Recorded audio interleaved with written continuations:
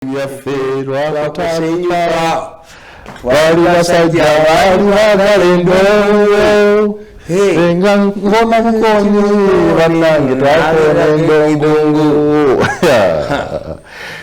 kati eno ya bbulu Mirundi enjagala ya bbulu mwami eyo kyansimeko vamu kuyomba bireke nsembere naawe jawo beerawo kati njakwagala bamusayi mutu ati gokyali basajja abaali baagala endongo Mirundi ebyo babiyimba ennyuse gokyalya kyetaaga oli yavaako mukerere n'amwenya n'okumwenya mukerere omumanyi mukerere omumanyi mukerere bwamwenya mukazi onaga nti twabadde mu mbaga naye mukerere n'amwenya abakuwemudde bamulidde mukerere n'amwenya n'okumwenya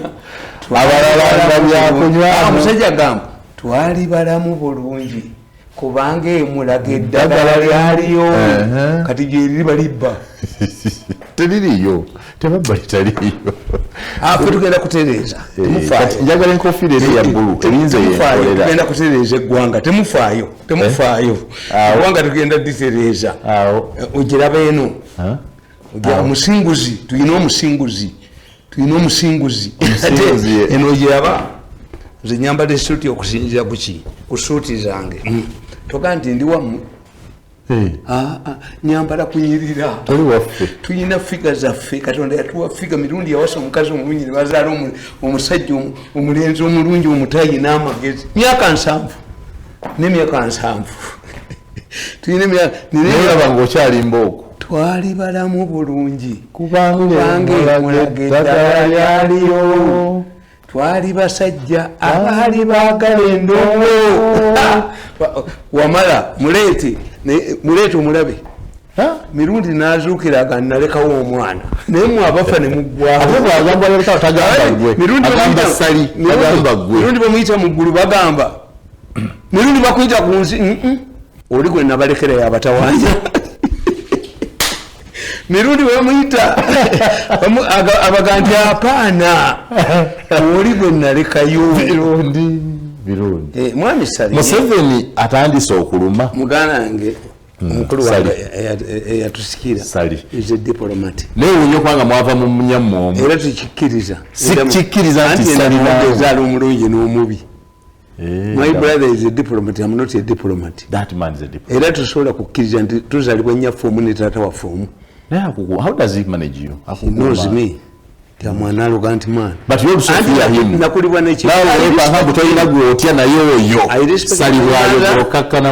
respect him. That's why President Museveni yakoze ekintu muganda wange kyakola wena mutwabo. President Museveni has to say nagende wa mutabani we. To tell you he's now a grown-up man. He yagenze gyaliridde ku Easter. Ebifana byetwalabye. Why? Museveni is telling you, this is a mature man. This is what my brother does. Whenever he wants to talk to me, nga waliwo controversy mu family, mulabira waka. He comes to you. He comes to me. He knows. And he's a Chiganda. The people who know how I operate, my mother and Kabira Maziga, oyo mutya. Olaba abana bayimbi oluyimba. Ba musicians bayimbi oluyimba. Museveni oyo wa busungu. Kabaka oyo mutya.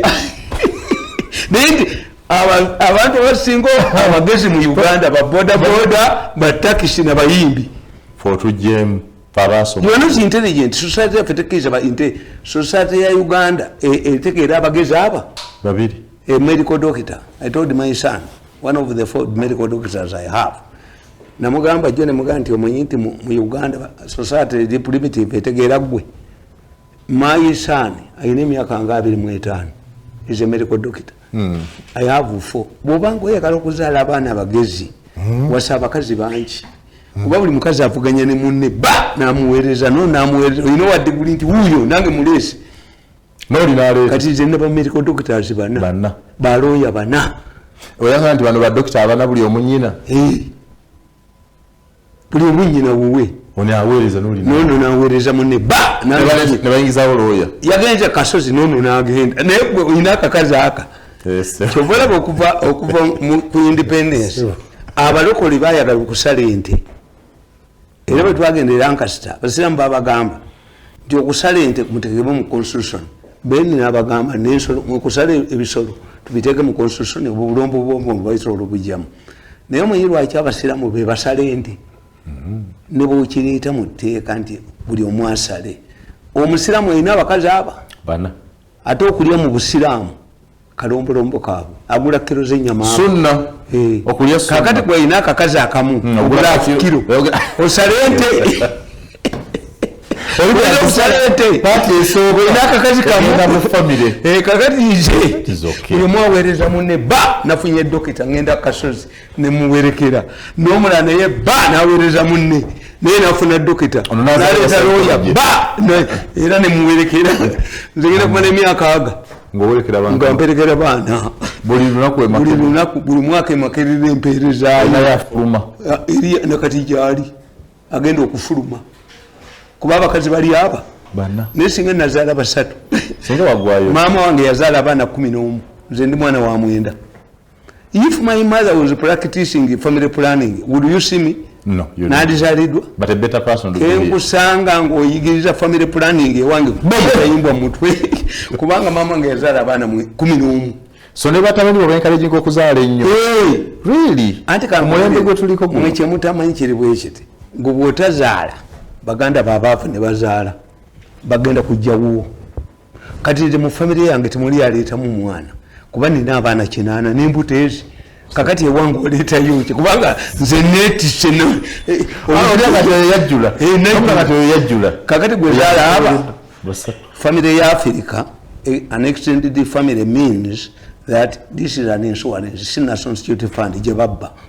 The National Security Fund of an African is an extended family. Tiabana bali at the age of 7 oyina embuto 3. Nina embuto 3. Abaana 8 n'embuto 3 twalyako byetu anti ataligo walyako gwokyalya made in England twalyako bwetyalya abasigalira baba musayi muto tetuyita kulekera ba musayi muto baba ababo tetujja balekera ebyasigalira byaba musayi muto kati tegenda mu parliament. At the age of 70, the next parliament I'm going to be there. Where? Mu parliament. Where? Ngokola mu. Nzishinga bano bato. Yobula bana babba mabati bana bato. Toza genda parliament. Soko kole sente. La mafosa ya soka kola sente. Najja mu politics. Nemu musoka kola je. Nola bambo youth representative. Youth representative, all of them. Youth is transition. We never value. Except if we have a constituency. Nti tuina workers representative bakoze eki. How can you have workers representative in a government?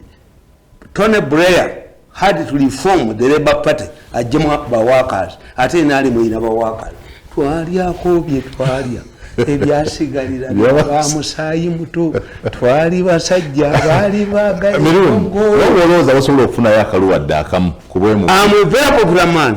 I want to tell you. Kubwemu pi toswala Mirundi ndakubulira. The moment you are going to become a name P. Omanyifu abakatoliki. You are going to cause issues. Abakatoliki.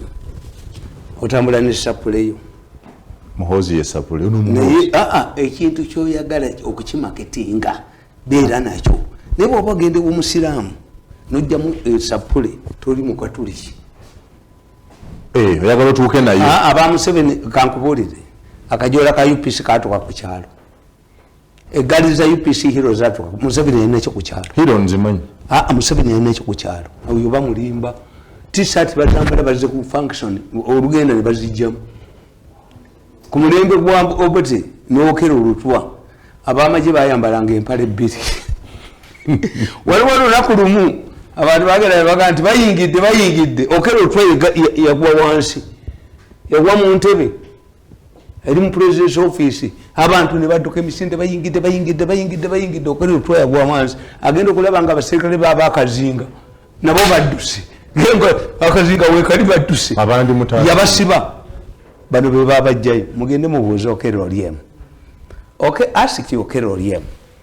One day I was at the Speaker Hotel in 1985 nali Kogondi or Speak Hotel, and Okero Oliem, a younger man, came.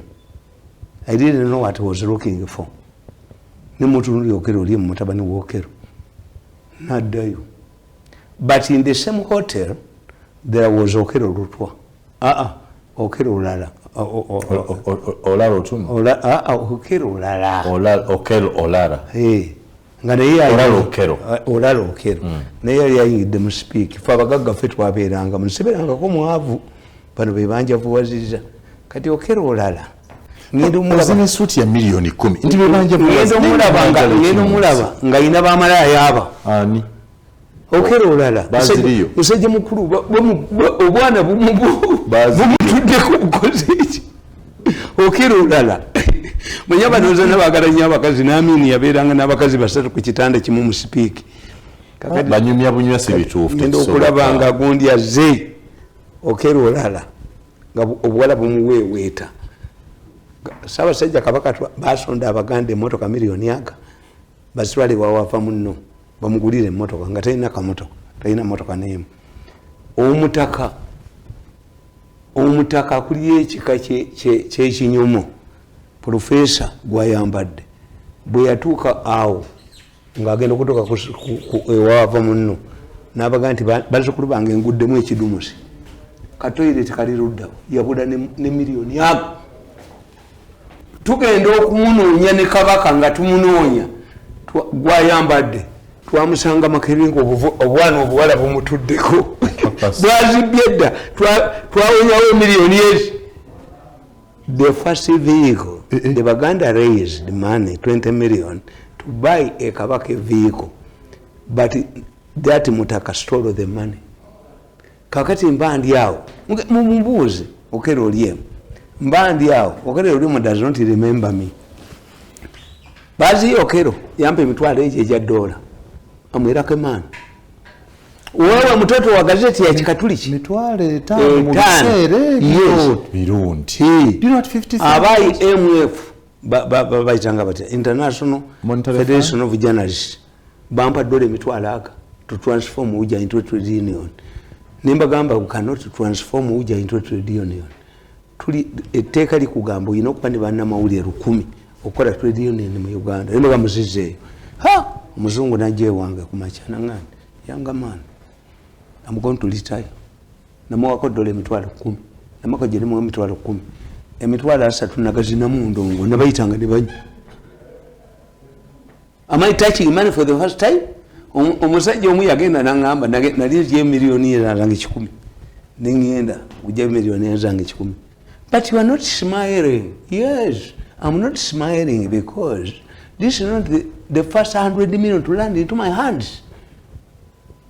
Nakulia musente kakati mbadde nkubulya ndi mubuuze Okero Oliem mbandi awo nga baziri ampadde $5 5 nengo manyozi vunjise 85 ngeteka tekiza kuvunjisa ki $1 wawangu omuntu sente nakomawo nozeegana nina $5 baziri azimpadde mu 85 yampita namusango obwala bumuweebweta ampa $5 mbandi awo nga gundi yazze Okero Oliem mutabani wa Okero president najja kitawe jawe wetero obuwala naye ndowooza yali aleese kuba Speaker Hotel ye yaliwo ng'okuva ku Speaker Hotel okulaba ku Sheraton kyova olaba Museveni takkiriza muneemingamu kintu nakimu okujja ku Akuta Road. I don't know whether it's gazetted. Apollo Hotel ye Sheraton erinnya lyafa. When you go to Parliament, kulujirwa Parliament waliko akatuko obote. Mu Confidence Center mwalimu akatuko obote. The issue not to name you when you are still alive. Museveni atadde omutwego ku sente. Why? Waliwo abali baagala okirereza ebiseera ebyo abali baagala. Babadde bamuguddemu Museveni International Airport Hoima yabavumidde mu cabinet. Who are you? Who are you naming me? Nga baagala bakibbire. Tabyagala. You are remembered. Dola ya Amerika eri ku pyramid. Ne pyramid si ya Amerika. Kitegeeza buli president wa Amerika ateka koleya. Kakati mbandi yawo nga Okero Oliem azze. Henry olwo tuli ku mwana Henry Okello Oryem n'atunuulira Baziriyo nga buwala bumuweeweeta nze amaze okumba dola zange emitwalo egi 5 mufuluma ndaba Okello Oryem ajja mutaani w'Okello kakati Okello Oryem mutunuulya mugoberera emabega yalaba Okello olala ng'obwana bumuweeweeta yafuluma bufulumi Speaker Hotel. Ask him. Me, I don't talk about dead people. Ask Okello Oryem. Yagenda n'agamba kitaawe nti owadde Baziriyo Okello sente mmeka okugula Katonga. Tugule Katonga waliwo omusajja nga muyita Luke Kazinja yagamba tutambule nga tugula Katonga. Museveni nzeewo tewali kyemuvumye Muhoozi kyemutavumanga ku kitaawe. Tekiriyo. Museveni Munyarwanda. Museveni, when Museveni declared that he was going to go to the bush, Obote said, this is scout. How can you go to the bush when you never went back? Because Museveni, I will go back. The word was back. Obote said, no, you cannot go back at where you did not go earlier. Bosoma Katafa in Uganda, Kakuganti, Museveni was a scout. How did he find his way? And how did he find his way on the military commission, which was a commission for fighters? By the time they defeated Amin, Museveni for Nasa inaba just Kasambu. Ye itawabu Mustan. Muangati yawandika mu Buganda. Museveni says at Kalisizo. Yalaba ngabaganda babagoba. Kikosi maalumu yaba mubafa militias. Kakati mbandi ya Okello Oryem azze. Natundira Okello olala. Naddayo nga dduka. N'agamba kitaawe ti Okello olala wamugambye kugula Katonga n'omuwa sente meka ne Zedi Malulu n'azimubuulira n'amugamba jangu tugende. I was hiding in a corner at Speaker Hotel. Okello Oryem, the minister, ask him. Okello Oryem came with his father. I was hiding in a corner. Younger man. There he is. Okello Lutwe agambo Okello olala. If I gave you money to open Katonga and you are opening this Katonga, if this is Katonga, then the government has fallen. Which Katonga now? Yagula Katonga zabawana. Program The Big Story bulirwa kuna ne Joseph Tamale Mirundi mutawali wa Iwana Mirundi ne Mole na Matovu mange kwali kati mama kwali Mirundi ono againti yagala ko member of parliament mu parliament. I'm going to be a member of parliament. Constituency to Georgia. You simply say I'm going to be a member of parliament. You are going to create a stampede. You are going to be embarrassed in the box. I've never been defeated in an election. You are defeated in Raka if you don't say. Kayanja yanziba. Na ye gweyabira taliwo simulamu. Kayanja yali ayagala mbere chairman wa 5. Nimuga Kayanja yave diguli tukirina tosobola kumpa mulimu. Ngabo nkugamba nti ogamba Kayanja eri Kayanja but we later we yajja mu Yesu mutawani wange hadi tulirayo nomi nze ngane ekintu naye ate eventually nkugambye tinali ku Speaker Hotel nga Baziriyo ampise nampadde emitwalo eki mbandi awo ngo negundi azze mutabani wa Okello nga ye president. Okello Oryem is alive, can tell you, can't interview him. These days you interview all the people, you are talking about Wamini and others because you are suffering from nostalgia. When a country lacks heroes, it creates its own heroes. That's where you are, you're in a crisis. Muzdayo da, Amini, Bokede, Namuandeka. Why don't you highlight Parishman? Why don't you highlight Museveni's achievements? Are you saying that the old we are suffering as a society, we are suffering from nostalgia? Okello olala, wamala okumpa emitwalo 5 n'enfuluma nga ina abuwala bumuweeweeta bagambi tino omutaka gwayambadde twasonda sente za Kabaka $2,000,000 bagule Benz ewawava muno yabulira kuyidya Muhoozi twamusanga Makerere nga Kabaka antumye munoonye twamusanga obuwala bumuweeweeta nga ina $1,000,000 ng'obuwala buzibbi abasajja bakulu baagala nnyo obuwala obuto anti babalebedde buno bwali obuto buba taiti abatakyasobola bakazi bakulu kakati wulira okera oli emu ajja mulaba oba naye yali aleese kuba Speaker Hotel yali esigaddewo from Speaker Hotel okugenda wali Parliament passed money like you are passing now to rehabilitate nabagamba nti ekyanyiza Paulo Muwanga lwakasiisi yali minister of tourism ngate yakubatana ki the security naga nti I'm going to rehabilitate all the hotels under Uganda hotels now forcing Muwanga out of Naira Mansion because Muwanga was humiliated nentimbe yazitwala askiri wakasisi nentimbe Muwanga yazijjamu nawamba hoteli yente nentimbe yazitwala ne meza because Rwakasisi humiliated him Naira Mansion. Parliament passed money for 3 issues mega projects. One, to rehabilitate Apollo Hotel. And the Obote told the Parliament as Minister of Finance, I know why the opposition is opposed to this money because of the name Apollo. What is Apollo Hotel?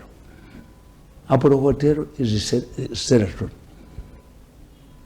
A unique name that can stay throughout the regimes.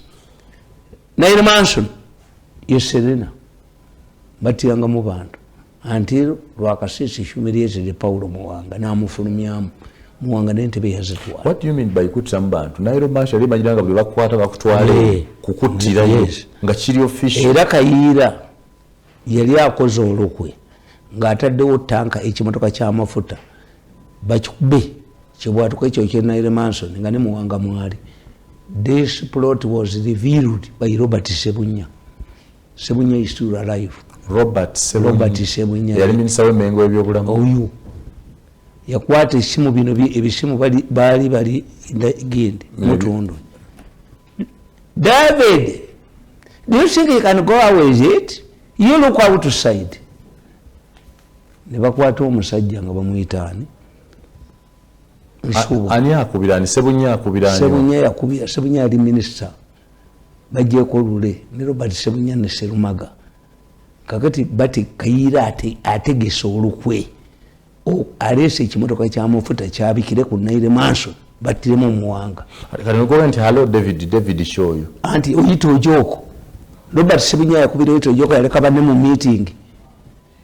David, do you think you can go with it? You look outside. Oba oyita ojoko yayina ki? Waliwo omusajja nga muyita Nsubuga, Dansan Nsubuga bamukwata ku mulembe gwa Binayesa kyobula nsitya kufa. Nsubuga yali akikoze nga ali ne Kayiira n'omusajja mumuyita Waswa yali ala this w'Emityana bamubulayizinga abantu nga bajjeko Lule. No work. I staged a strike at the school jenali nsomera esomero baligala mu dakiika 6. Omukulu w'essomero bamuyitanga Benadine yali Bunyolo. If no learn no work, even me okusa not going to cook, yatuwe dakiika 3 okuva mu ssomero naye nga zakoze strike esiri mu ssomero yali yangoba mudda. Yakola strike mu Kisulo ne bangobamu. Era na defeating omusajja omuvuka bamuyita Kalema. I don't know where he is. I defeated him kubwa head prefect. Gamanyi genina mu ssomero gamanyi. So gwagamba no Lule no work. Omusajja masalaga nti if no Lule no work. Then by kukusa no. Even my teachers are not going to teach. Nakola strike ku ssomero ku lwa Lule. Ne baligala. You think I'm a joke? So you have always been antagonistic. Then you don't need to blame Museveni. Kakati Robert Sebunya oyo musajja omuyita Gasta Nsubuga. Gasta, yes, I've heard the name. Gasta Nsubuga ne Waswa yali disweruweru ne bapulootinga ne baleeta ekimotoka ky'amafuta ku Naira Mansion bakikube esasi kyako omuliro Muwanga n'Obote bafiiremu. Robert Sebunya yabayiwayo. Robert Sebunya gumula. And Museveni told yabayiwayo ng'akigenderedde arrogance. Era Museveni yakwata Robert Sebunya ne Seruma n'Egundi ne Ssabagereka emukono n'abagenda kugwa mumufudde lulewa mwe temwaliyo. Robert Sebunya eri Minister of Information ng'ayambala uniform ku makye y'amagye enkya naddamu mwanange batandika osibe basinga okuwangaala afunyeemu nnyo nze mbala nabadde emyaka gyange 7 kakati Dansani oyo omusajja bamuyita Nsubuga was picked by Yoito Joko as the agent bamasasi nawona tiyafa ati kulozi range tiyafa tuyina ebyewaffe nzokuba amasasi gayinza okuddira tuyina ebyewaffe bamusasi n'atafa nkugambye yo lookwata emaani kodi Nsubuga was hit Gasta Nsubuga binayisa namujjawo buuza Kakoza Mutale interview Kakoza Mutale nabaga nti Kakoza Mutale bamuyoola nga yawandika article ng'alaga tibalinaayisa bagenda muwamba naawe yogera ne lumu babasuze naki Kakoza Mutale ne bamuyoola ne Namakajjo ne babatwala mu lubiri babattiremu. Kakoza Mutale oyo ayina ebyewa biringa byewaffe. Kakoza Mutale ayina essaba ewuwe ery'amaanyi nnyo bweyayita nagenda mu nsiko yayina mugagga yagenda benzi yayina akatabo k'ekono kati abajaasi b'obwe tebagenda ewa Kakoza Mutale babbayo benzi ye yatomera ekiswa oyo Kakoza Mutale gwe mulaba oyo ebyewabwe biringa byewaffe.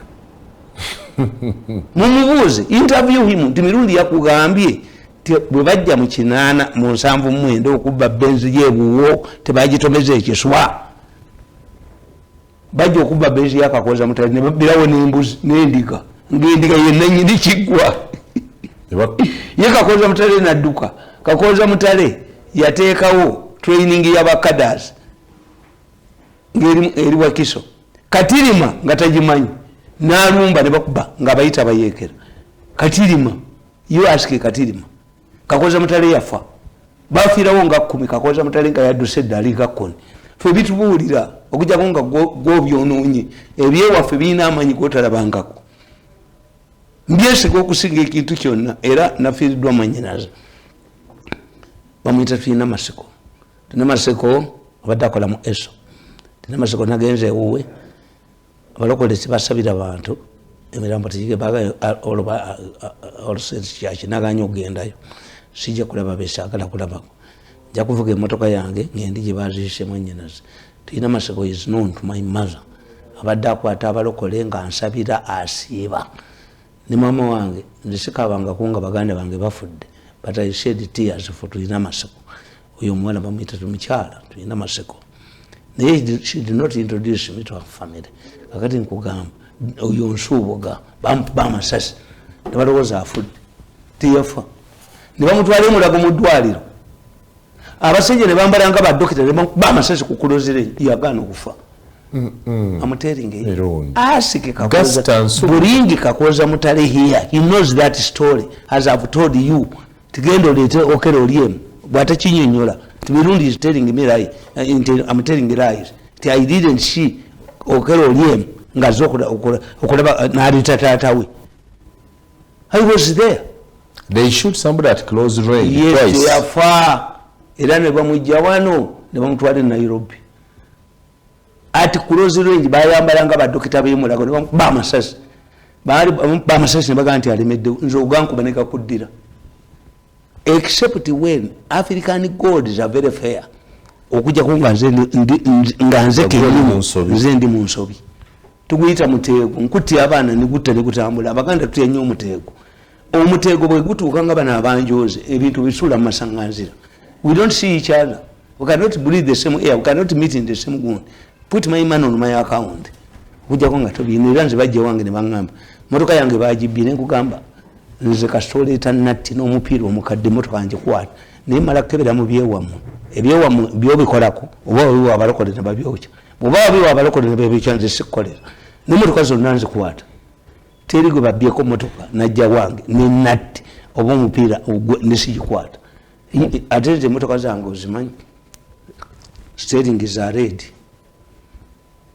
efuuka omusota steering efuuka omusota gwegibba olabe oliwe baali bagibba nga bagitwala Southern Sudan motoka yange empya bwe batuuka Kaluma mboko nekuba dereva ne bagivaamu ne badduka ku Kaluma abasekane bababuuza kwa nini mnakimbia. Yuko muntu ndani anapiga wantu basanga mu esalambwa nga litudde ku mutto deirangami motoka ye eri wano waliwo ekisajja kyabba motoka yange nga kigitwala Kenya kyatuuka Embaale steering nefuuka omusota kigenda okutuuka ewaakyo ng'ate omusota gubadde gwe kigudduse gutawaanya bawa nekinkubira essimu muzeeyi neffe tunabba ki tubuulire nemugamba emotoka gyolabamu akalaadi eyo gibbe emotoka gyolabamu sapule eyo gibbe naye emotoka eyange kebera ku mutto kasolabamu akaliba gite eyo gite ngono omwana eyayimbye abayimbi balina amagezi Museveni oyo anyiiga mangu Ssaabasajja Kabaka bamugaye oyo mute oyo gundi oyo yafa ono naye oluyimba lwomulutegeera sinnabuwulira. In Uganda, musicians, taxi drivers and boarders are the most highly intelligent people. Listen to music. Bw'oba oyagala okutegeera politics wa Uganda, that's why Bobi Wine has defeated you. Kakati nkugamba nkwesoola endala ogenda ogibuuza okere olyemu eyokero olyemu enyumidde okere olyemu agenda ejjamu yafa oluvannyuma naye bamutubirasha yamugjawo asike kakoza mutale fan interview okere olyemu agenda ejjamani abo baminisita abo tebagala kusasula mu hoteri agenda ejjamani asangayo ambasada mukazi yayala obuliri obwo was a woman. Okero liyo namusanga ku lubalaza nga atudde. This is a mad woman. How? She wanted to rape me. Okero liyo mwabonye nnyo. Ask Okero liyo whether the woman ambassador did not want to rape her, to rape him. Namusanga ku lubalaza nga atudde Germany. Honorable Minister, why are you at the veranda? This old woman wanted to rape me. Omukazi yayala ekitanda eki okero liyo yalowooza nti afunye byandola tagenda kusula mu hoteri yagenda kusula wa ambassador ask him omukazi yali amuvumba kite okero liyo abonye nnyo ate nga siye musoga ali awo nti anamanya ekyokukola mukazi mukadde tibwaba mukadde yali mukazi mukadde kikyote yali amuvumba gidde okero liyo mufalogane tubagisi waba mukadde nga yayaza obuliri ate obuliri nti nze ndi mirundi owawantu wonna. Last Saturday nagenze ngoma muganda wange na Budozi yabadde afumiza omuwala. People think that I'm Munyarwanda. No Budozi. Na Budozi is a Munyarwanda of Uganda next is a Ugandan. Bayogedde Munyarwanda olunaku lwonna omusajja yayogedde nze. Yampise embeerewo nga bagaba omwana waffe. Nina taata wange bamuyita Kalevu bamukwata eruweru nga bagala omusiba mu kkomera nebamuga ngendayo ngenda okutuuka eruweru mu kooti omulamuzi nadduka bamugaa nti Kalevu aleese mutabani we tiyani nti Mirundi aze bamuta bamuteera manju nina mukoddomi wange bamuyita Kajinya Mpente nina muganda wange bano abaana bange nga bagira Majambere yalete nti Ruta ali mu kikyusa. Are they Baganda? When you say country with you, kasola beganga nga liko you, United States, United Kingdom, United Uganda. Kakati gwegamba ndisobola kuwangula kalulu. 40% or 50% of the population in Uganda Banyarwanda. Nekigambo Masaka kitegeza Masaka omuwemba. kyente kyokka obadde popular man abantu bakurespect naye ogenda kuswalira mu kalulu kubanga akalulu buli mulonze yakwagala edda bonna bovumye bajja kusanga Mirundi you cannot win a parliamentary election. I can't tell you my brother. You are joking with abalonzi bagenda ku disciplininga abantu gwe jambalo yambala enkofira yabese endulu zivuga zolwempite endulu zivuga. Because I fight for people. Politics like cooking food. Politics kulinga kufumba mmere.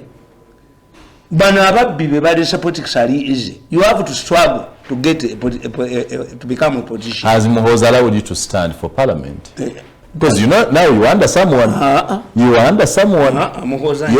Your political thing is soko soma katabuka neruli nakuwa soko some abantu banyumidwa nya katabuka sport soko some wabuza soma katabako tusome wanda dakika 10 nkusomera akamuhoozi kali katunda kayo mayinga bukyawandika bidakamuhoozi ke katabako ka nene volume nene yawandisa nakasale. Let somebody bring me the Salesi book. Umebagamba mwechi mwambaze nkofira cancer ya muli omutwe. Cancer yandi anze a very handsome man at 70. Very handsome. Mirundi yawasa omukazi omulungi nga ne Mirundi mugezi. Family yafe y'abantu bagezi. Nze DNA yange busiru. Oba oli mwana wange njagala ofereko nga tewasoma. Abantu besagala obusajja obwo buyingira mu family yange buyita obuki obuwakisa. Bubu jakuwa kisanga nnume era nze wange nojjayo nti olowooza jja kuwasa muwala wange nkwesente ng'ozijjawa ezange nezijjawa bwa mukazi. Soma akatabo ako akasooka kasomedde kikataano. So bakoddomi bwe bayita buwakisa nnume anti oyina okuba mukoddomi gwe waliwo abawakisa n'abako. Omuwakisa ye babakubalira ku yunivasite babitabo smart wire embwe nganda keyingire mu mbwe enzungu ng'ogijjawa eyo mbwe erundugga boto wegera ku bakoddomi abagala baba n'abagezi omuko obwa oli mwavu siganye neze nange bwembuuza omala gwekwa nti kitaawe yanaga nti ye Mirundi mulekaawo kyamazise bayagala brain ejijja waffe tewali musiru. Do you know how many children I have in the government nga tebabamanyi? You denounce my name. Tewali kitongole kyesinamu mwana nakugamba nti oyo kaki yankubira essimu nangamba jangu nengende wuwe. His mother is still around. Nangamba nti nina emitwalo gya dola egi etaano simanyi lwaki emitwalo gya dola etaano naye abakubye omwana wo bewa Muhoozi nga bakubye junior amanyi bagajjeero ne mugamba abamuhoozi tebasobola kukuba mwana wange ne mukubira akatambi ne video. That was his making.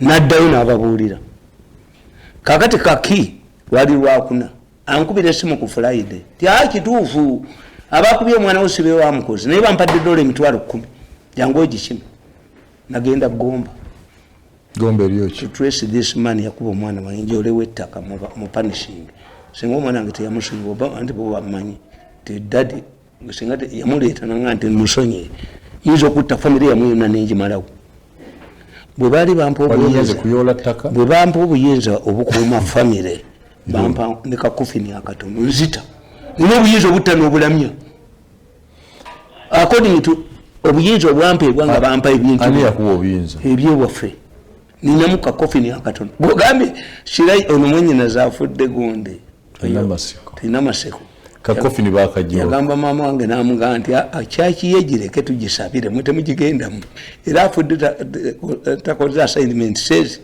kyaki yo yesonyiwa kyaki yange weeri y'amategula njituulamu nennamula nina kapeti sinsiisira kyesinategeera omusajja omuyivu nga ggwe okyabbira ebigambo by'okuyola nagenze ngomba nettaka nagende oliyola nilikola ki nkutta Mirundi nkutta kakati mutane wange najja namuleeta nagamba musonyiwe dadde musonyiwe bamumanya mu buluto nyinza okwafuaze notafuna kantu nakamu amanyi ngayina kati yajja nagamba musonyiwe naye mwamutegeera yajja neyeyogera sinze namukubye kakati eyo kaki lwali lwakuna ankubira ku lwokutaano nina dola emitwalo 10 jangu ozikime tuli mu mwaka kaki ono yafuuwa motoka tuli mu mwaka twalina endagaano myaka nga gumu ogwedde kaki yafadde twalina endagaano nga motoka zenze kumukwatira nga bazibbye nga kimanyi nti nkwata emotoka zebabbye kaki nga tulina endagaano okwata emotoka zebabbye nga poliisi motoka gye babbye poliisi teyina oyo ogundi simanyi nampi n'agamba mbu endiima you see what the police has failed to do. Suicide and accident are different. Oyo omusajja yatadde abaana be mu motoka was it suicide or tebakibuuliriza nti omusajja akuuma ku supermarket yakubye omuntu essasi atya you are trained to toilet abuses yamuvumye namugamba no mukebedde bamusasula omusaala yazze ne frustration ze okuva ewaka or is a victim bokedde yabikola.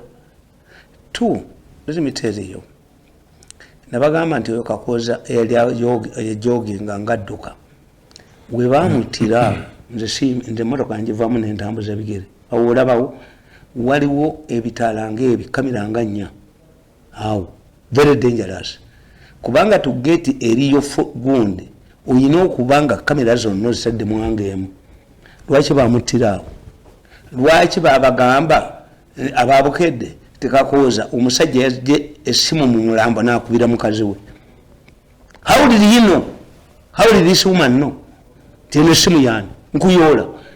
Era Museveni has made one appointment which is instrumental. Kasa yakyusa director wa Saidi agonna amabati tegalirabise parliament udulifa nga Saidi akulo yali waabwe.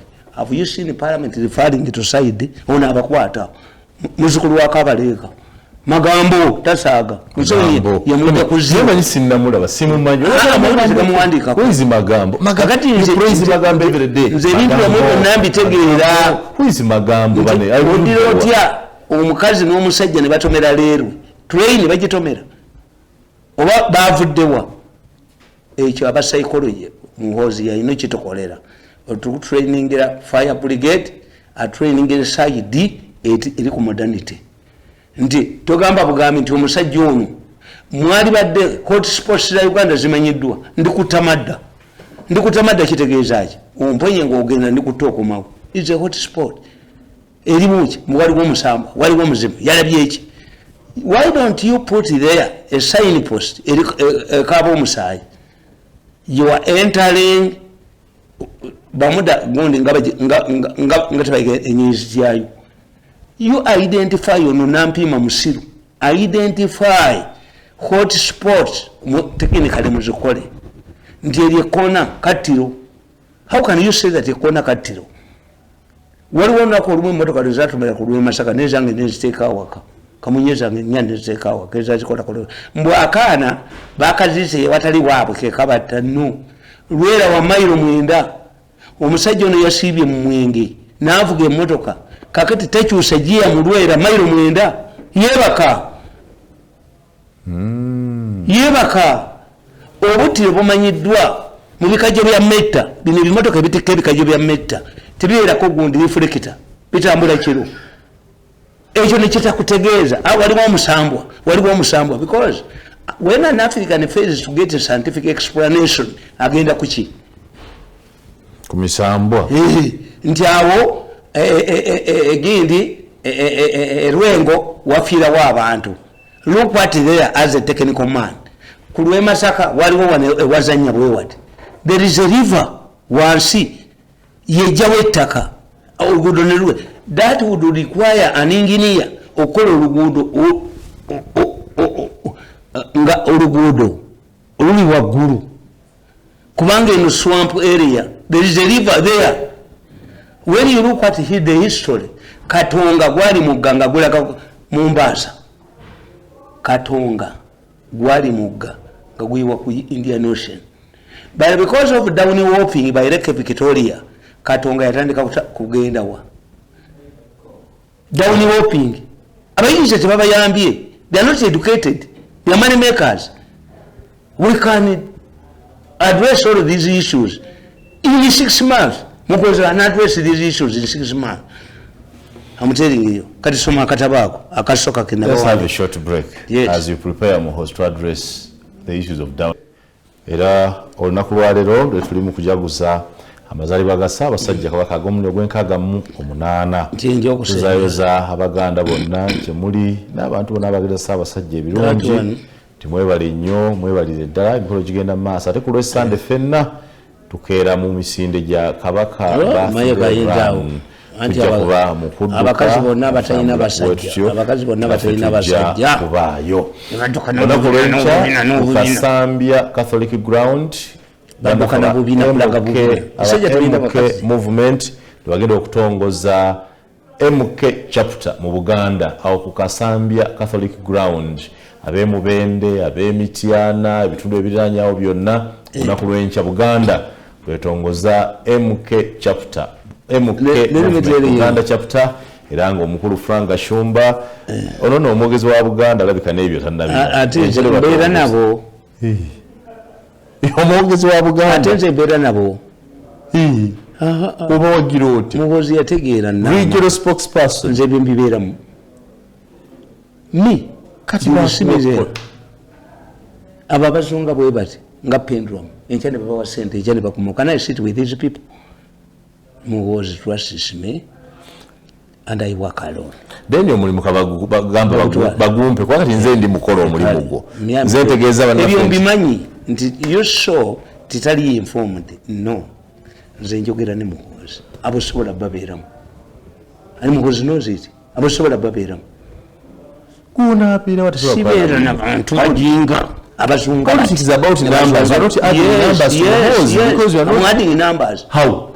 Nkubi enkofiira zino Kasumba yakakuba mmeka kabanda yakakuba mmeka akabana yakokungulu tambuli okasiya tambuli obujozi bwabwe ababbi ba ssente abazunga ne badde. Me am not a pendulum.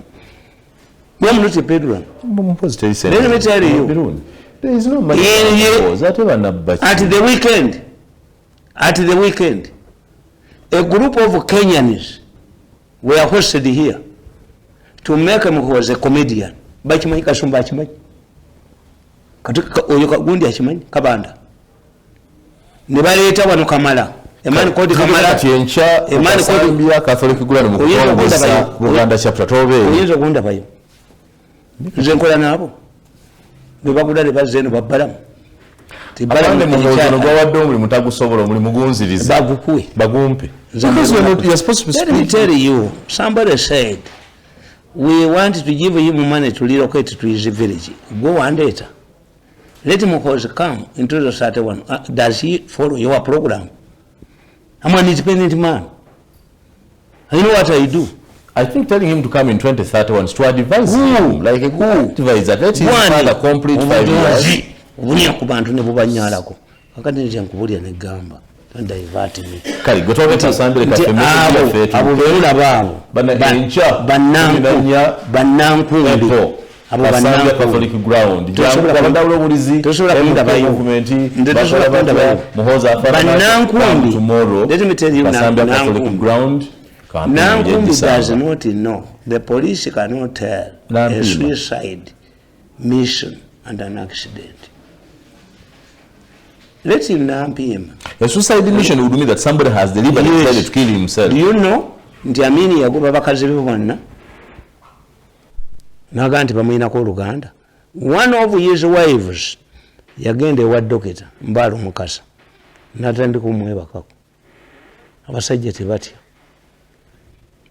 Amini's woman conceived in an attempt to abort. The woman died. What did this man do? Dr. Mbalo Mukasa. Mbalo. He told the escorts of the woman, Muwadde Dagala yebakemu. Mbalo Mukasa went home. Now abana bobutwa ne family enough. You read, ask the story of Dr. Mbalo Mukasa, who was a doctor for Amini's family. And he ended up. So he knew that he would be tortured if he yes. And when Amin went there and saw the body, he said, he Malaya. Why did he kill himself? He Malaya. Wandye seeki negwa ngo obwenzi buyinza okulinya olusozi lwa Amini. Dr. Mbalo Mukasa, those who are looking for history, look for Dr. Mbalo Mukasa, who killed his entire family because he was the doctor of Amini's wife, and they ended up in a bed. The relationship ended up in a sex relationship. In an attempt to the woman to abort, the woman died. Mbalo Mukasa went back home at lunch, mixed food with poison, and killed the entire family. So we have motivated suicide. Investigate. Let this in Nampima. It's called Nampima. Look in the 70s.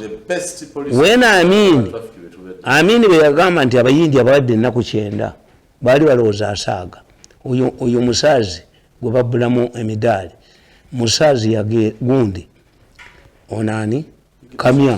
Kamya. Agustino yali mubbi, yali mufere. Yaddanga abayindi babbako ebintu n'abiguza Abaganda at night nga bijjayo ekiro.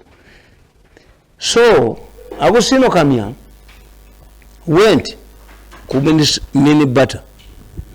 Bwatuuka ku mini butter n'agamba abayindi mumpe ssente ngende ngamba Amini aleme kubagoba kuba mumanyi ndi mu movement. Amini arrested, Amini's agent arrested Kamya when he was soliciting money from Indian and hanged him.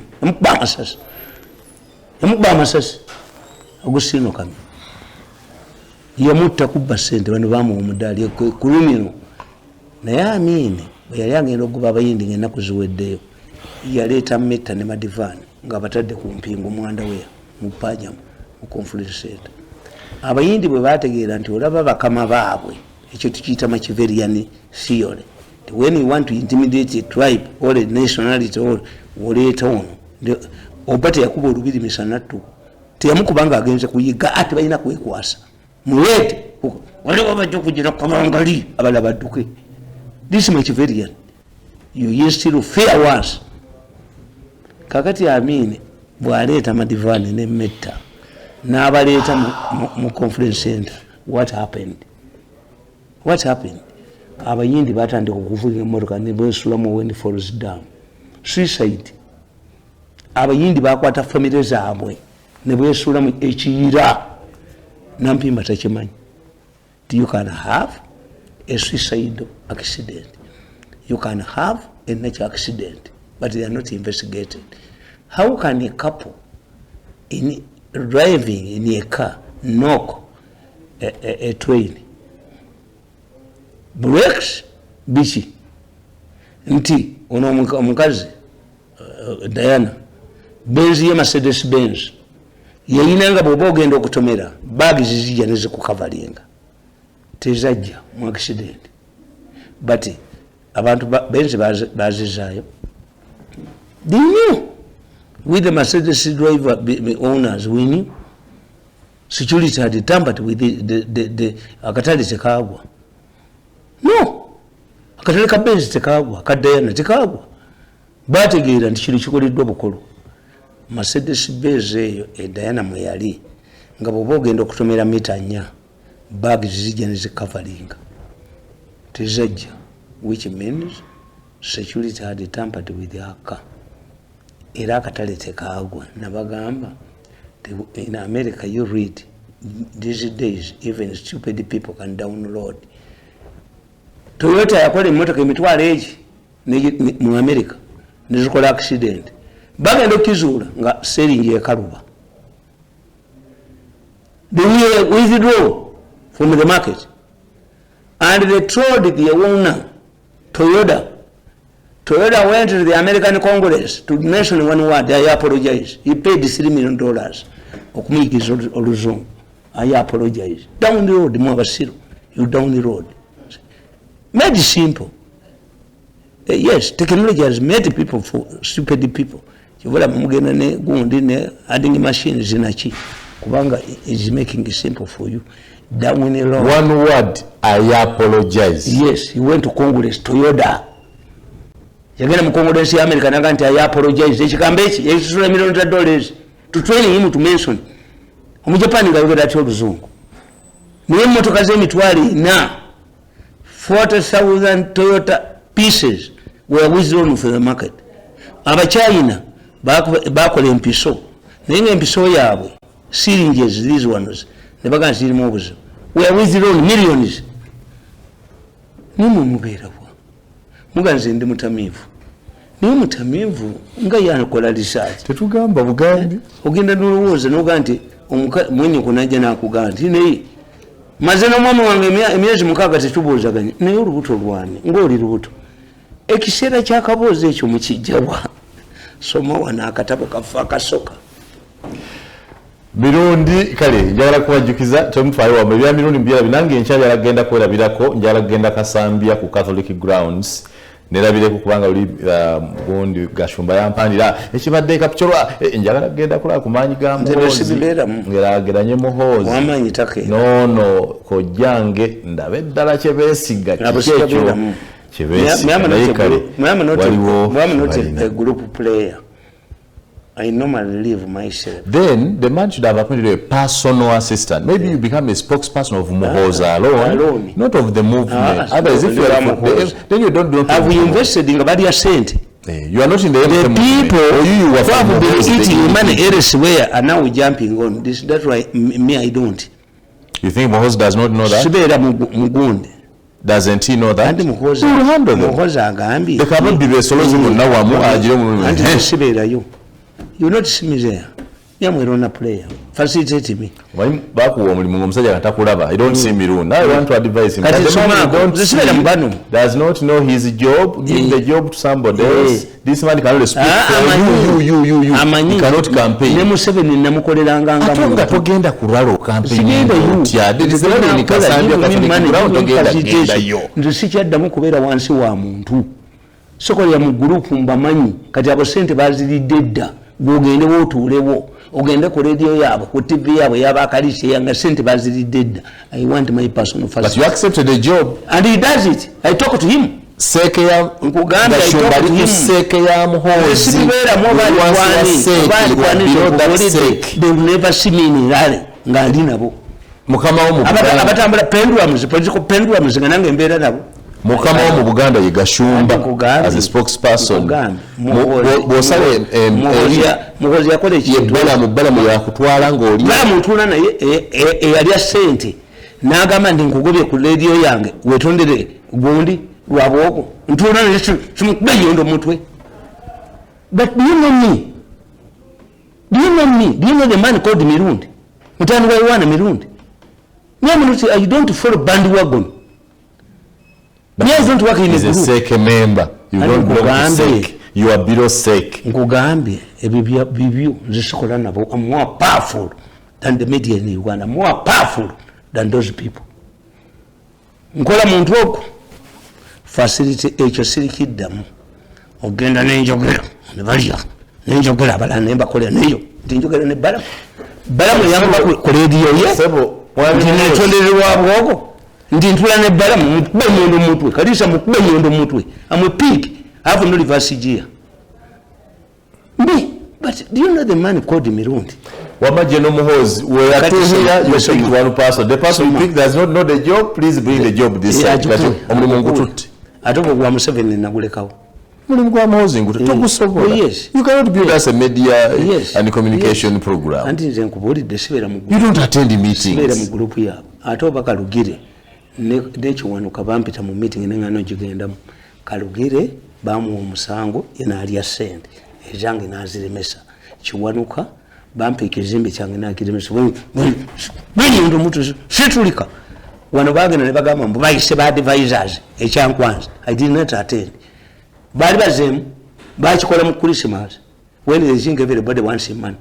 Kati bano bayise ekyankwanza mu Easter gana bagwagwa agavudde mu nnupu agugafu abo bafu nalabye ekyo kifu abanupu abagenze ekyankwanza abo bafu ate bafu bati Bobby Wine obufu buli luddawo agana kuyiza Bobby Wine wakasomyeko nalumansi wafulumiza nga nalumansi naye banna nalumansi akatabo the princess who strangles her own children nalumansi. You don't know what Bobby Wine is talking about. Bobby Wine yayimba nti batukanyuka kulaalira tojja na birimba temwakitegeera yeri avuma beenaalemu abamutadde mu ssente temu muntu te okukanyuga enkonyogo bakikanyuka kulaalira ate ereeta birimba. You didn't know his song. N'agamba kyali kiwaani yali ayimba baki buli omu afeera kiwaani yafeera abeenaalemu kati oluyimba lweyimbye nalumansi nze ndukozeemu akatabo nti ono Ben Kiwanuka ono sika akatabo bulungi ono musaazi ono semwogerere nalumansi is a princess that strangles her own children. You didn't understand nalumansi akatabo bakakwata mukagwe okanyenya sika akatabo ndaba wa bali mu seppiki wamma sikakatabuli kifaananyi ekyo okiraba wali abali mu seppiki nalumansizo emuganda princess tulabe wali gada waggulu olubeni kiwanuka oli aike musaazi oli semwogere ngani abafumba nalumansi tomulaba nalumansi afumba baana be mu seppiki nalumansi is a princess taito egamba etya taito waggulu Mirundi wandisa akatabo mu nalumansi gwe bakayimba ennaku 2 zokka aga nalumansi the princess who strangles her own children akoseza kifaananyi kya Ben Kiwanuka Paulo Kanga semogero n'okusatu yani Isaac Aike Musaazi started the first political party in Uganda. How do you relate these to Bobi Nalumansi? You know, to understand Bobi Wine you must be highly intelligent. If you are not intelligent you cannot understand Bobi Wine. Musicians, taxi drivers and borders are the most brilliant people in Uganda. Yali ayimba kulavu. Nalumansi kulavu. That's why you waliwo muzungu ajja mu Uganda nga talina mapu ya Uganda. But a boda man otambuddeko ebweru omuzungu akubuuza nti olagawa najja nankumbi n'ateeka mu najja nankumbi ku gogo. Move straight, turn right, turn left.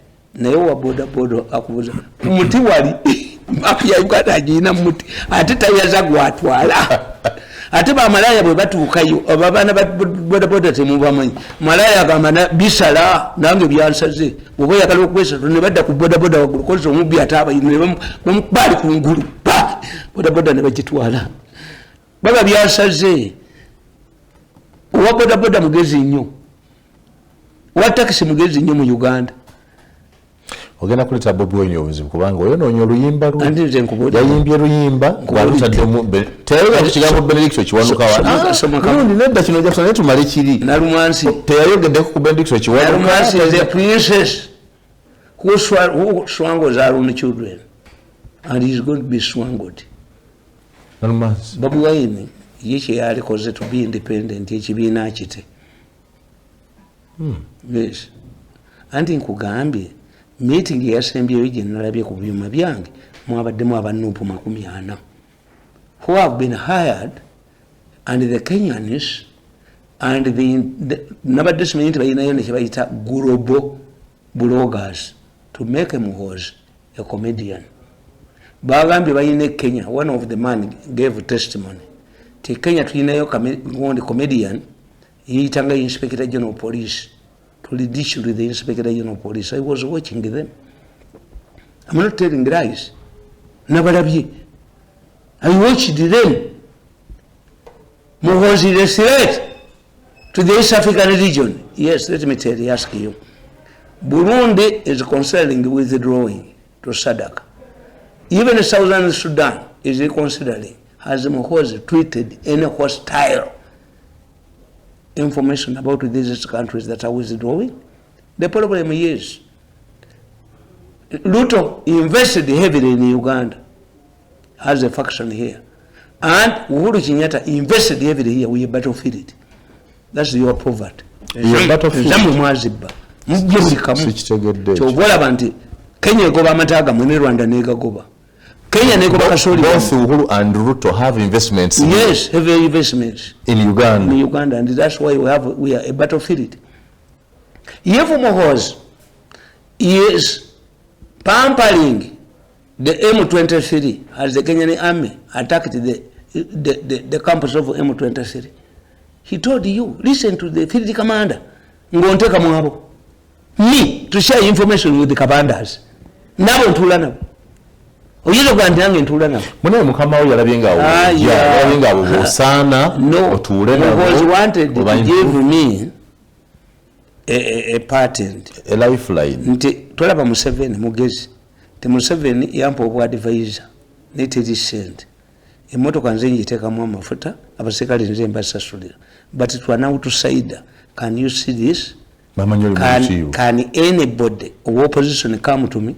Oyinza okuwasa omukazi ayina empeta yabba. The first thing the woman does, wayompeta yabbaawe mbimanya mu strategist. These people want to prove that you are with them. Another group says Erich Mirundi is a nuclear bomb. He must go to his village and rot. Another group says keep him on peanut. Tukita rutia litina nga mwava aliyeho tumuteke mwendo wewe za fengolugosi. That's not Muhoozi. Muhoozi must be different from mutatawe. You see, these people have no humanity. Obuntu abawestana obuntu babuyita unity. Obuntu fa Abaganda tugati obuntu bulamu. Obuntu nti how can you say that you are changing Obua from the Minister of Sports, in charge of sports, and you bring Ogwang when there is a mega project? Is there a chief whip? Oyo mukazi Nankabiro yakolanga oba chief whip nga ina sente zazijja. At one time was given 5 billion to tackle Kataga Bear Nako. 5 billion ekitegeeza si yali akola 5 billion. Kyembagamba nti ono omukazi amongi mumukubira bwerere, talina chief whip, talina an experienced head of government business. Otherwise, when you read my book, The Overseers, The Power of Overseers in Africa, this wouldn't be a priority in Parliament. But who determines the priorities of Parliament? Anita, no, this one presides over. Ono speaker Mokuba Wawere is completely, is not, does she have a veto? Eteka balikobye ligenze mu Parliament, mulikomezaawo ligenze mu court. Lwaki mulireta? You read my book, The Power and Influence of the Overseers in Uganda. Overseers today. Overseers tujja kudda Mirundi bisemu obirabyo nakole Sunday kabaka birthday run je tujja okubaako tubuka misinde kabaka naba atukubiriza okulwanyisa obulwadde bwa mukenenya bulunga tuyamba bannaffe atonakolo enchabe Kasambya au ku Catholic Playground MK Movement Uganda chapter ndio kujitongoza nakola ye Kaloni play omulimi wa Muhoozi public Mulidenga nakolera bwerere yakati omulimu nze ngutunte ngabalowooza nti nze Mirundi gumulemi kubeera wansi wa muntu nze sobola kubeera muwogezi wa Muhoozi mu Buganda angobe maybe busoga but let me tell you ebyo byammwe ye yagenze nakonsidering ekintu but he knows me. I'm on a play. No, he didn't know you were going to work alone. He didn't know. He would be informed that the man you voted Anya defended Museveni more than me. Museveni yango banga mupi wanko. Bango bamuseta usingo mupi. Ekyo musajja ekigambo ekyo nti yango banga mupi wanko. Mama wange gwe bakubolwa Museveni yali afunye ekintu kya Museveni called you nakunyonyola nti Mirundi obukolwa bukulidde. He explained it to you Mirundi. He was caught in campaign ngaba kusasa batwala sente. If kusasira house is at risk, what about mine? I don't blame myself. Only way you was anti asoro kunjoka tali. But I think to them kusasa is of more value than you. Value ya kusasa iri high. Muyimbi ya proud zili asoza abantu bangi. Ebyo bibyo. Goyogera nabo babulire. Ndora mbasangawo. Enti goyogera nabo bakuwe. Mbasangawo. Yakita bakuwe obwa advisor. Goyinza okubola bamuvali. Obwa advisor wesa sulira emotoka, wesa sulira kiwe. Ateza nzirira. I talk to Muhoozi and he knows me and the character and my political value. Mu political science baluga know your value. I can advise Muhoozi. Banga tugamba mwa Museveni. Bwa Museveni simsobola. Naye advise mwa Muhoozi mbusobola. Bamadoku sente walala kakati badduka bazze. That's why formidable people like Kemete tufuna zisinza kukola nabo nga bazijja balidde sente walala. Bali mu voluntarism. Volunteering, there's no money. Me, I know where I'm going. How my political journey. Which has resurrected. Bwembangenda wazana. Nompa got gonde. Lift. Nondu sen enajanangu. You are making my journey shorter. Which otamanya. Politics is a risky venture. It helps those who persevere. Museveni suffered in the bush for 5 years, has ruled the country for 40 years. The higher the risk, the more the dividends. muti musobola kulisikinga muli babbi. Soma akatabo ka soka kano tugende kasoma. Soka katusoma biki? Tusoma mupiira. Mupiira gwakwata omubabiro. Politics and business. Oyo tusome mu. Somako. Omupiira gwammwe gwemba bunyonyola. Omupiira. Yes. Olutalo. Ebyobufuzi n'ebyobusuubuzi bye tusoma. Isoma. There are several similarities between soccer, war, politics, and business. All are central concepts affecting millions of people. That is a fact.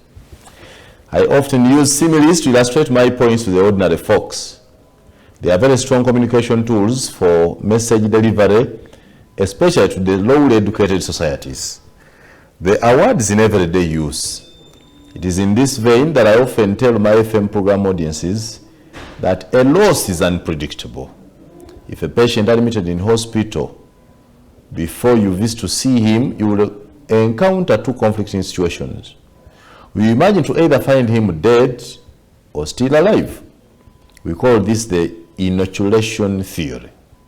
You must prepare yourself for either bad news or good news. This is why there are mortuaries in all big hospitals. The corpses in them were patients previous undergoing medical treatment. This does not mean that doctors failed their role, because they are the same who save others' lives. The same ideology is true of business, soccer, war, and politics. However shrewd a business person is, she is mindful of either gaining a profit or incurring a loss in every transaction he engages in. One businessman can profitably sell a commodity in the same city market that has others failed. In war, a soldier must understand that he or she either kills first in order to survive enemy fire, or be ready to pay with own life. Likewise, in soccer, fans must bear it in mind that their team can lose or win. A win is not automatically guaranteed, and that is the essence why soccer remains the most popular of all sports. It's because of its unpredictability. The day it will become predictable is the day to lose the mass following. The day it will become less tense is the day to lose value. And the day it will become emotionless is the day it will become less attractive. Therefore, a great game of soccer is one that combines all above aspects. Therefore, the Uganda versus Zambia match was a great game. It combined all the factors of tension, emotion, and unpredictability up to the last minute. In that sense, rather than mourn and move on, destroy that achievement, Uganda ought to pat on backs, endeavor to consolidate and take it to another level. Like in war, business, and politics, there is no easy or weak opponent. It is a military science principle that it is always risky to pursue a desperate army. This explains why whenever armies want to capture Kampala, they have always left an escape corridor for the vanquished, and it's often the Jinja Road direction heading towards the eastern border. Therefore, supporters to appreciate that there is no weak teams in soccer, there is no weak army in the world. The hitherto army of superpower that America is was in the early 1990s humiliated by a rag-tagged militia in Somalia. Yet, the other Ugandan troops of a just developing democracy with no comparable measure to the American army at all has decisively defeated the Al-Shabaab militants in Somalia. In soccer, certain teams are described as underdogs, but it's such that pull surprises against the so-called giants. In politics, we have seen celebrated politicians losing to political novices. Poor candidates have succeeded where rich fellows have tumbled. For example, Mr. Tim Luanga, a serving minister in government, was defeated by one Moses Kabusu, a freelance journalist, in 2011. In business, customers can reject food from a posh restaurant and flock one in downtown. How many Ugandan city tycoons who struggle to secure space at Nalongo's place in the country? Oh, you also know that place. I know that place also. I eat food there. They leave the comfortable sofas to struggle for a seat on a timber bench. Another important factor that affects positively or negatively in politics, work, and business is decision making. We all always make decisions, but decision making is a very important process in the owner's life. Decisions must be purposeful. However, they attract reactions from those concerned. Decisions should not be rushed into, and it's what makes consultation an important part so that it becomes teamwork. A decision must put in perspective the past, present, and future so as to help know what similar situations have resulted into. In war, a general must decide when to attack, how to use air power artillery, and when the foot soldiers should advance. He must understand the enemy power and reaction abilities while advancing. A general must ensure that his supply lines are safe and must be mindful of landmines and sudden ambushes. Similarly, a politician must know the mood of the electorate and what they expect from a candidate. A complete candidate must understand the issues that will determine the elections. This is why they decide to dump all the political alliances and jump on new ones in order to reinvent themselves. On the side of a business person, she must decide whether to bring new commodities for Christmas or not, whether the economic situation allows customers to buy new clothes or available money will be spent on edibles. This is a problem in Uganda. Many business interests attribute low sales even on big days to poverty. This is not true. They have failed to study the dynamics of an emerging middle class. Tetoko Macau. You write very good things. Yes. This book was well written. Actually, this is the book. Buliobola is comedy, but this is the book. Tewali kitabu kyange kyesebwandiisi kakati sokolebe why Muhoozi lwaki Muhoozi kanene naye munene ne Muhoozi munene kati soma kano katunze dda era bwogenda mu bookshop Uganda bookshop tolaba ebutabo bwange bwonna babugulirawo nze Katonda nyambye nnyo whatever I predict kibeerayo. I'm predicting Muhoozi the next president. Nze sibire naabo bakabanda badde balya sente eno neeno bavuga eno bazijenga nze mbonabona kakati ate nze ntuule nabo pendulums, political pendulums. It is actually risky for Muhoozi. For me, not you to give me president. I will never work under anybody in my life. The only person I work under with will be the Speaker of Parliament. I'm going to Parliament, and I assure you, because I'm Prime Minister and again in Parliament, and I will win. You are going to Parliament? I'm going to Parliament at 70. You'll actually be 73. Yes.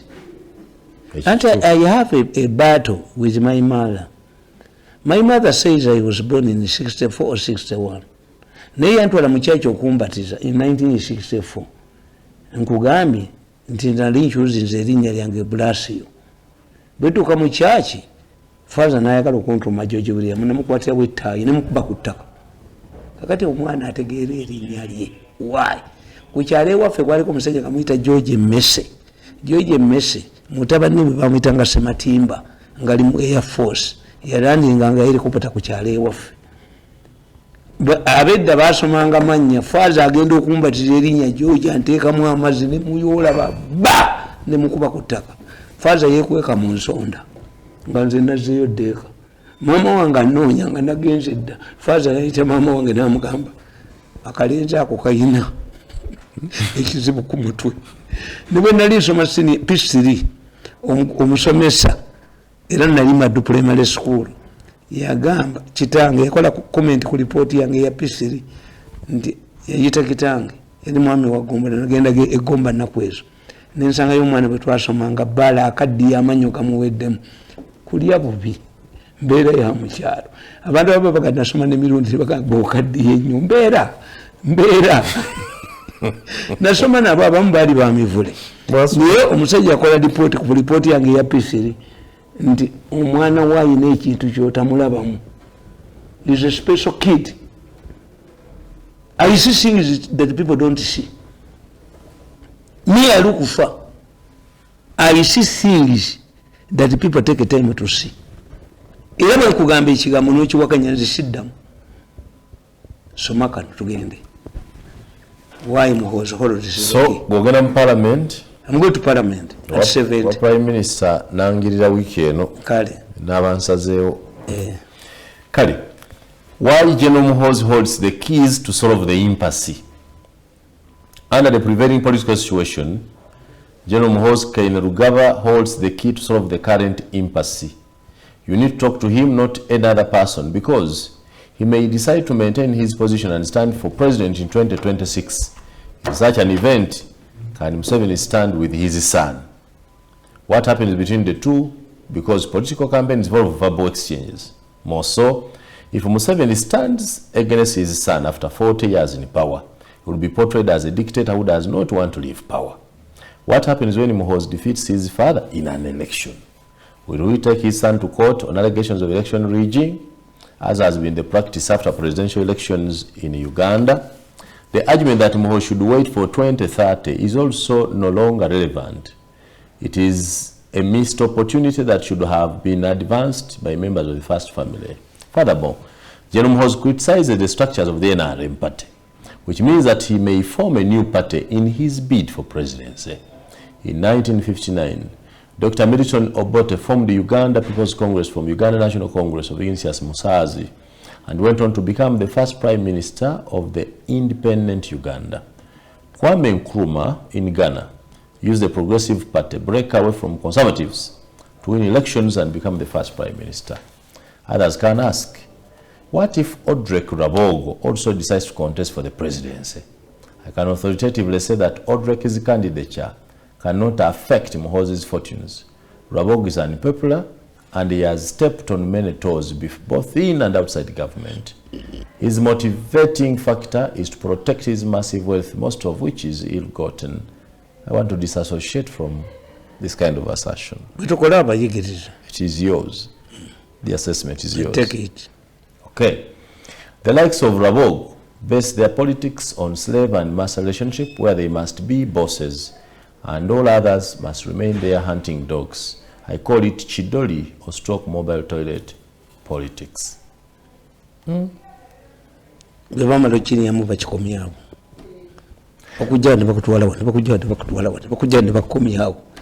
should go to New Vision. We have quarreled in the State House. A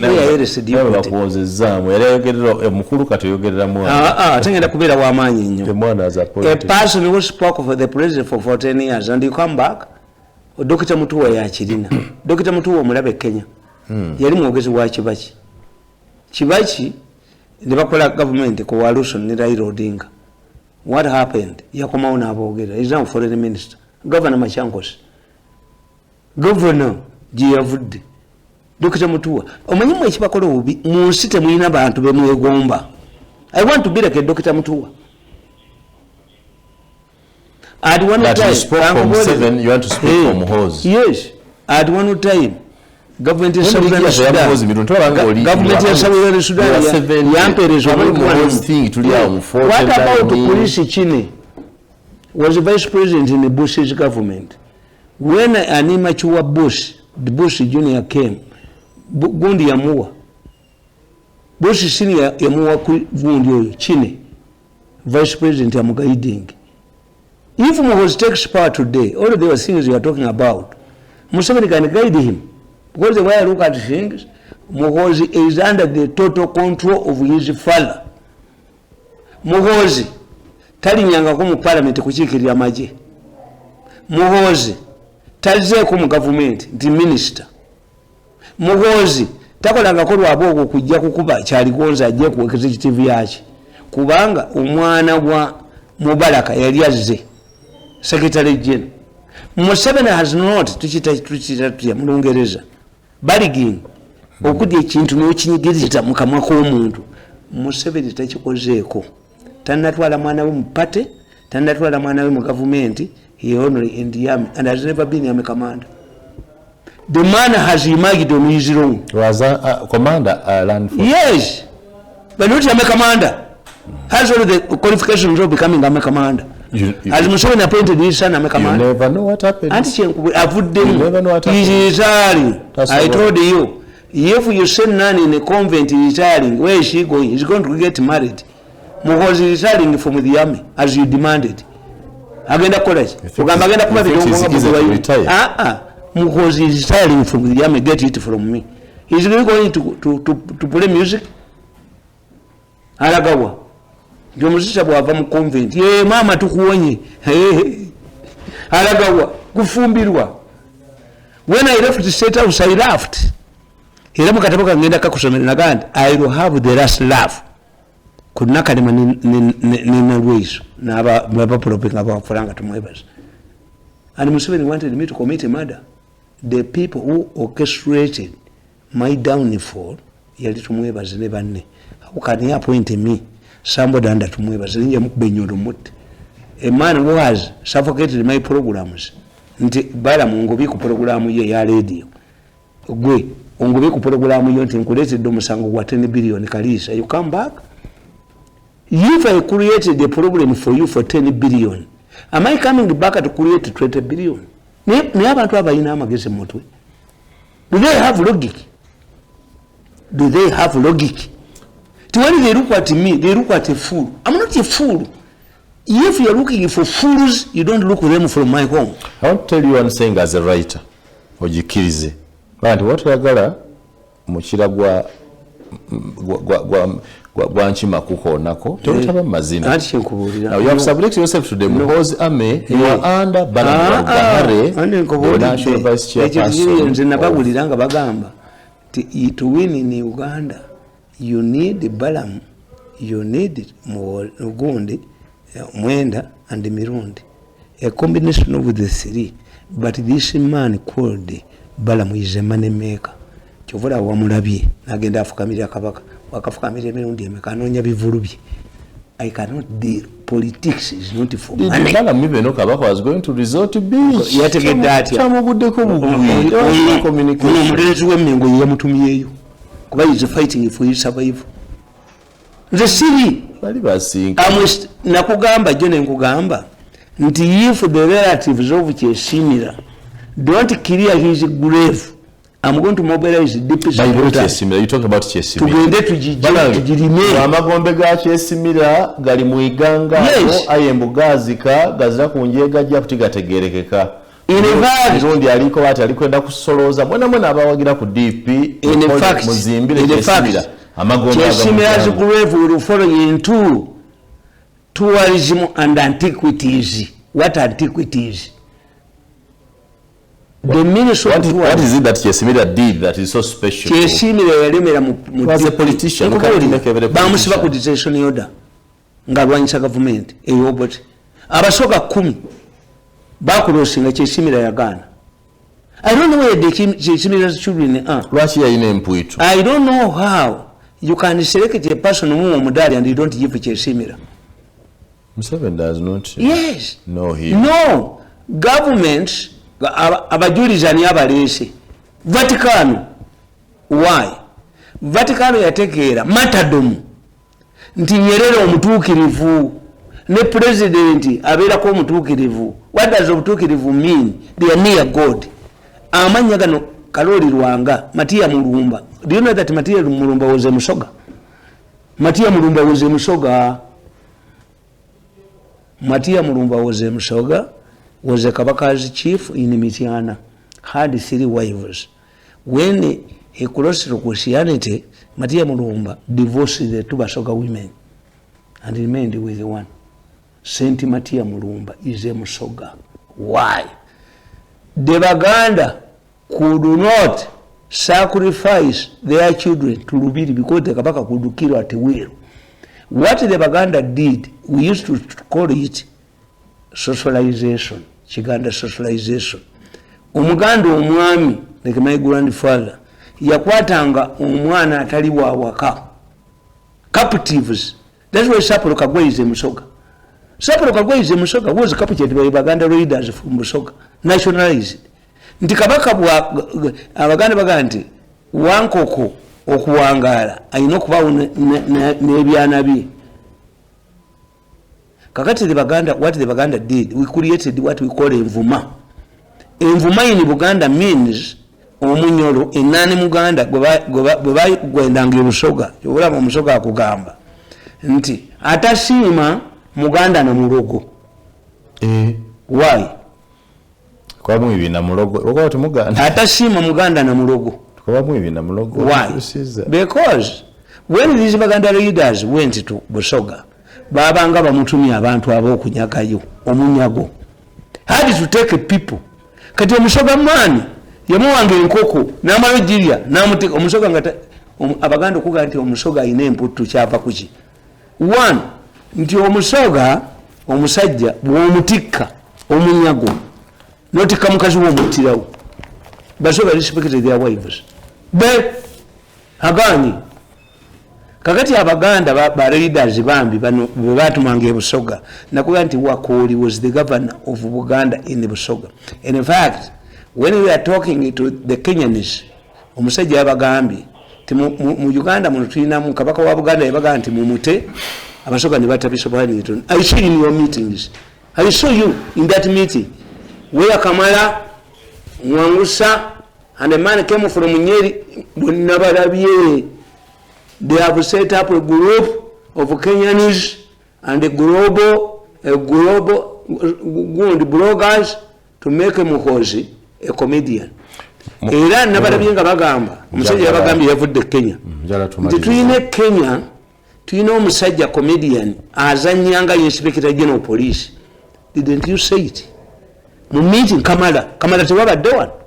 Let the immigration department is go to Entebbe International Airport and you see whether Kenyans were not here. How can you create a team of international, every tweet, every statement, mujikube omusajja abagambi hit him under the belt ngantula nabo amaye fu Mirundi my survival is work alone. Olwaleero tumaliriza obudde. Yes. Njala kubuuza ekibuuzo eki. Kimu. Who is Nalumansi?